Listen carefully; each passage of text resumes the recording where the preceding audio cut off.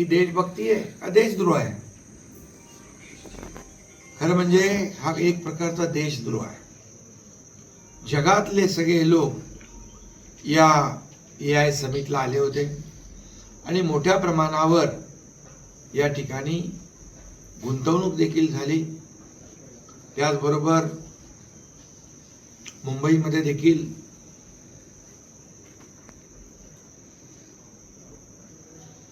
आपले आता परवाच फ्रान्सचे राष्ट्राध्यक्ष इमॅन्युएल मॅक्रोन आले होते आणि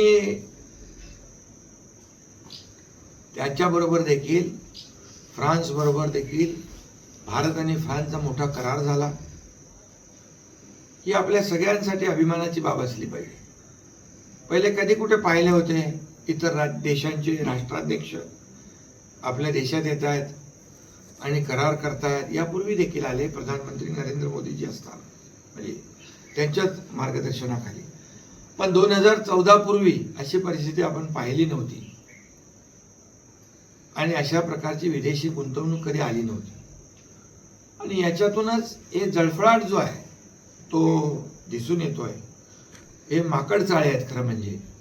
अशा प्रकारचं अर्धनग्न जे काही आंदोलन म्हणजे हे दाखवून काँग्रेसची अब्रू तर वेशीला टांगलीच त्यांनी, परंतु या देशाची बदनामी देखील या जगभरातल्या अनेक देशांचे प्रमुख आले होते त्यांच्यासमोर आपल्या देशाची बदनामी केली.